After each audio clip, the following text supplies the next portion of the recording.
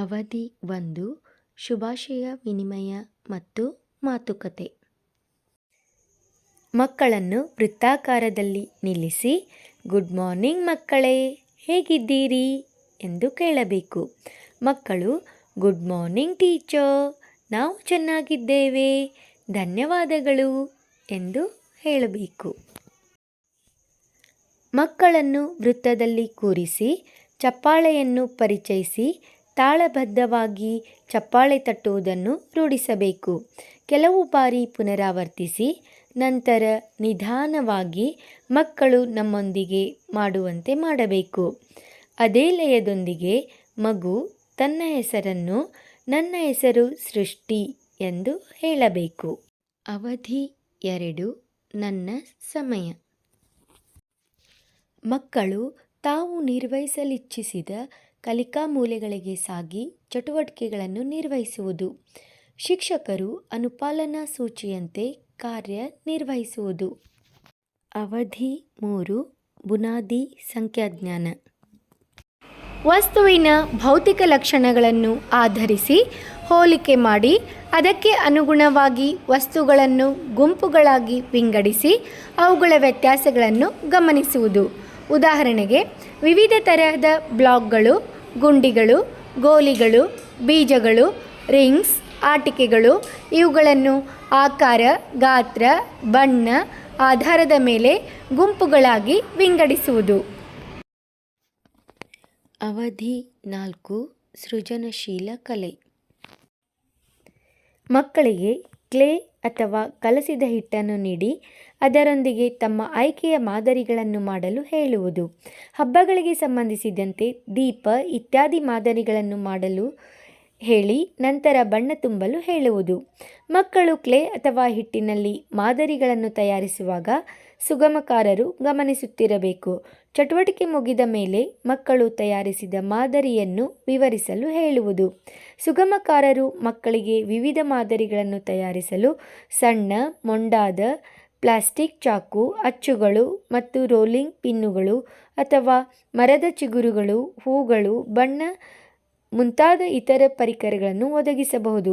ಮಾದರಿಗಳನ್ನು ವೈವಿಧ್ಯಮಯವಾಗಿ ಮಾಡಲು ಬೀಜಗಳು, ಚಿತ್ರಗಳು, ಕಲ್ಲುಗಳು, ಚಿಪ್ಪುಗಳು ಇತ್ಯಾದಿಗಳನ್ನು ಒದಗಿಸುವುದು. ಅವಧಿ 5 ಬುನಾದಿ ಅಕ್ಷರ ಜ್ಞಾನ.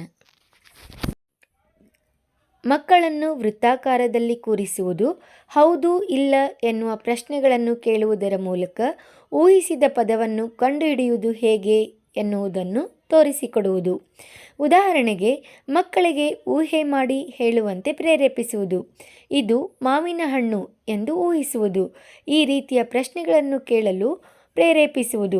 ಶಿಕ್ಷಕರು ಮಾವಿನ ಹಣ್ಣು ಎನ್ನುವ ಪದವನ್ನು ಊಹಿಸಿ ಮಕ್ಕಳು ಹೌದು ಅಥವಾ ಇಲ್ಲ ಎಂಬ ಪ್ರಶ್ನೆಗಳನ್ನು ಕೇಳುವ ಮೂಲಕ ಉತ್ತರವನ್ನು ಪತ್ತೆ ಹಚ್ಚಲು ಹೇಳುವುದು. ಉದಾಹರಣೆಗಾಗಿ, ಇದು ಒಂದು ವಸ್ತುವೇ, ಹಣ್ಣೇ, ತರಕಾರಿಯೇ, ಪ್ರಾಣಿಯೇ, ವ್ಯಕ್ತಿಯೇ, ಇದು ಚಲಿಸುವುದೇ, ಇದು ತರಗತಿಯಲ್ಲಿ ಇದೆಯೇ, ಉದ್ಯಾನವನದಲ್ಲಿ ಸಿಗುತ್ತದೆಯೇ.